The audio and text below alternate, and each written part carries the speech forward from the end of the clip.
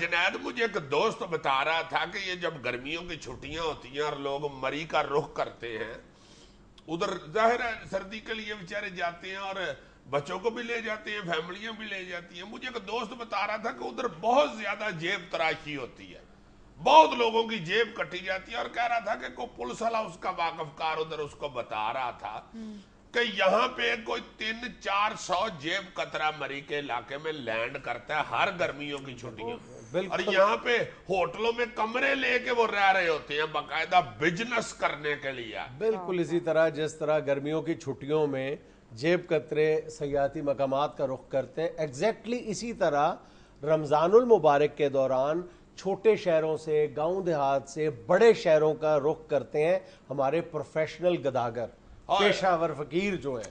اچھا، ادھر کا بڑے شہروں کا رخ کرتے ہیں، اور بہت سارے گداگر جو ہیں وہ باقاعدہ ویزا لگوا کے عمرے کا اور ادھر جاتے ہیں سعودی عرب ابھی مانگنے کے لیے. چند دن پہلے ہندوستان ٹائمز میں خبر شائع ہوئی تھی جس میں بڑی زبردست دلچسپ خبر ہے کہ ایک ہندوستانی جو پروفیشنل گداگر ہے وہ پچھلے 4 سالوں سے دبئی جاتا تھا روزوں میں، اور وہ ایک 5 سٹار ہوٹل سے گرفتار ہوا ہے. اس نے تفتیش کرنے پر بتایا کہ وہ پچھلے 4 برسوں سے یہاں آتا تھا اور ہمیشہ 5 سٹار ہوٹل میں قیام کرتا ہے. عید کے بعد وہ اپنے آپ کو قانون کے حوالے کرتا ہے یا پکڑا جاتا ہے، واپس ہندوستان رپورٹ کر دیا جاتا ہے مفت جہاز میں بیٹھ کے اس کو، اور 5 سٹار ہوٹل میں وہ قیام کرتا تھا. اور ابھی یہ رمضان المبارک کی آمد ہے، 70,000 سے زیادہ جو فقیر ہیں وہ پنجاب سے، اندرون سندھ سے، وہ انہوں نے کراچی میں ڈیرے لگا رکھے ہیں. 70,000 سے زیادہ. جی اس لیے کہ ان کو پتہ ہے نا جہاں پہ دولت پڑی ہوئی ہے وہاں جائیں. جیسے مری میں جب لوگ سیر کرنے جاتے ہیں تو ہر بندہ ظاہر ہے کوئی 15,000 10,000 50,000 اپنی اپنی اوقات کے مطابق پیسے لے کے جاتی.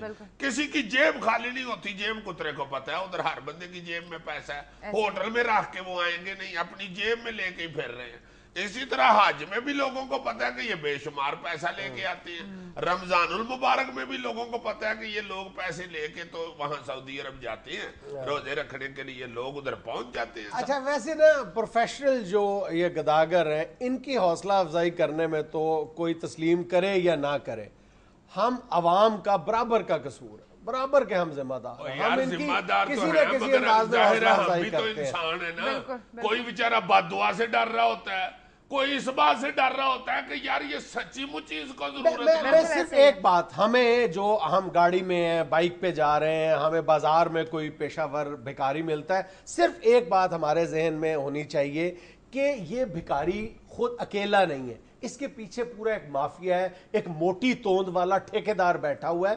کچھ دن پہلے ایک اخبار میں خبر آئی تھی کہ کراچی کے 5 جو بڑے ماڈرن پوش ایریاز ہیں، پچھلے سال اس کا باقاعدہ ٹھیکہ 5 کروڑ روپے میں ہوا تھا. یعنی یہ ٹھیکیداروں کا آپس کا ٹھیکہ جناب یار لے لینا تھا، کیوں مس کیا یار؟ آگے سے ہنس رہے ہو، 5 کروڑ روپے کا ٹھیکہ تھا. میرے پاس کاریگر نہیں تھا نا. چلو یار مجھ سے تو پوچھ لیتے.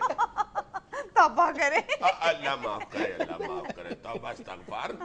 بہت ود گیا ہوا یہ ٹھیکہ. میں تو یہ بھی سن کے حیران ہو گیا تھا کہ اب علاقے کے کئی جگہ پہ M N A M P A بھی اس ٹھیکے میں انوالو ہو گئے ہوئے. واقعی ہاں بزنس بن گیا ہوا ہے یہ بہت بڑا بزنس بن گیا. اور بزنس کیوں بنا؟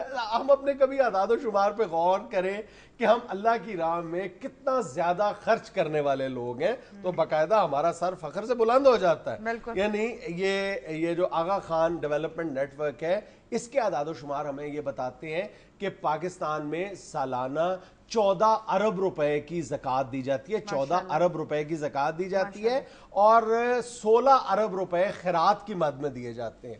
16 ارب روپے اور 11 ارب روپے کی اشیاء صرف رمضان المبارک میں غرباء میں تقسیم کی جاتی ہیں. لیکن اسی رپورٹ میں یہ بھی بتایا گیا ہے انہی خیرات صدقات کا جو 60% سے زیادہ حصہ ہے وہ ان پیشہ ور بھکاریوں کی جھولیوں میں چلا جاتا ہے. یار بہت زیادہ لوگ کر رہے ہوتے ہیں. اس حوالے سے جو لوگوں کی رائے ہے وہ واضح طور پر منقسم نظر آتی ہے. کچھ لوگوں کا یہ خیال ہے کہ اس بات کا تعین کرنا ہمارا کام ہی نہیں ہے کہ یہ ضرورت مند ہے یا پیشہ ور بھکاری ہے. ہمارا کام صرف دینا ہے.